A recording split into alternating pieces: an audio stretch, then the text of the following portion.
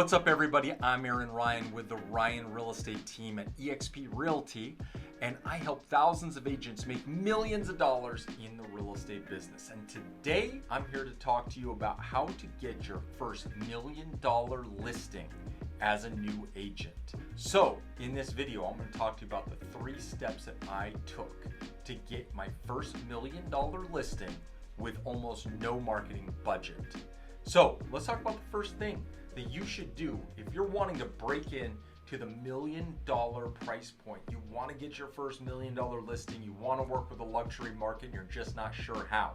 The first thing that I did when I wanted to get into the luxury business was I actually wrote handwritten direct mail.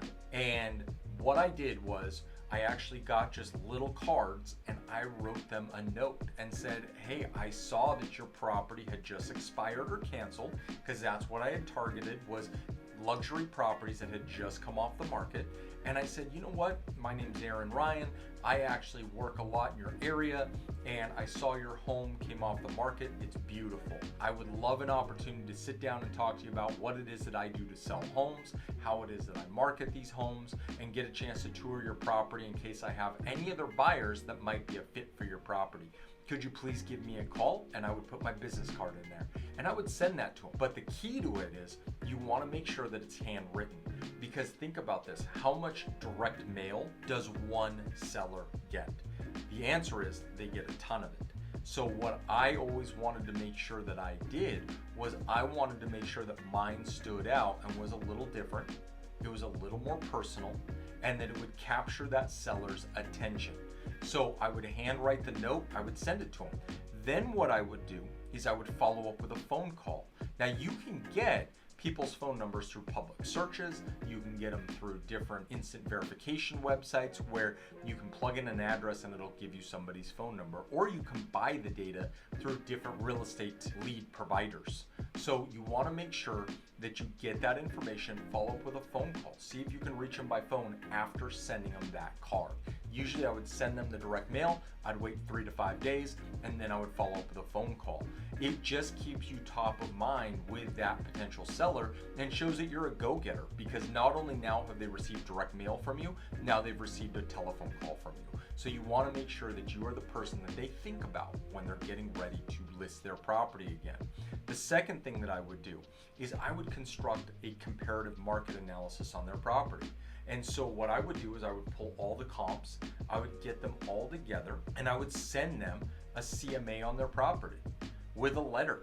And I would say, hey, I just wanted to make sure that you got my last piece of information. I wanted to see if you had any questions. I wanted to give you this free CMA to let you know a rough idea as far as what your value would be for your property. Now keep in mind, I haven't been to your property and the value may go up or down slightly, but here's a rough estimate as to what your property might be worth in today's market. And I would direct mail that out to them. Now the key is I would print 2 of those CMAs off. One I would send in the mail to them with a letter, and again my business card, as a reminder of who I am, what I do, and how I do it. Then what I would do is I would actually go door knock to close the deal. I would drive to people's homes and I would knock on their door. Now the thing that I would have is I would have a comparative market analysis, my business card. Also I'd have my iPad with my complete marketing plan, everything that I do to sell homes, and I would knock on their door.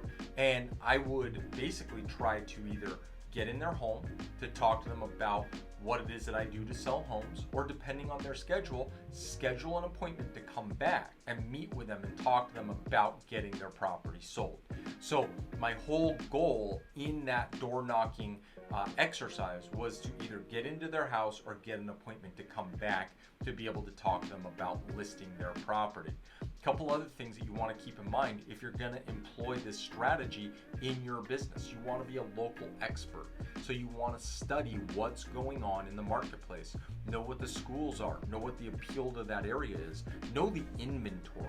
So many real estate agents out there don't know the inventory. You want to make sure that you know how many homes are available on the market. What are all the available homes that are available in their area? What are the price points? How long does it take to sell a house in their price point in that area. What's the average list to sale price ratio? You want to know all that data so that when you're sitting down and talking to that potential seller, you sound like you know what you're talking about, and they look at you as a credible real estate agent that they would trust with their largest asset. So hopefully you found this information to be helpful in getting your first $1 million listing. If you like this video, give us a thumbs up. If you like the content that we've been putting out, hit the subscribe button and it'll notify you anytime we put out new videos or new content. And if you have any questions or comments, make sure you leave those down below as we answer all of those questions, all of those comments on a daily basis. I want to thank you again for watching, and I hope that you have a great day.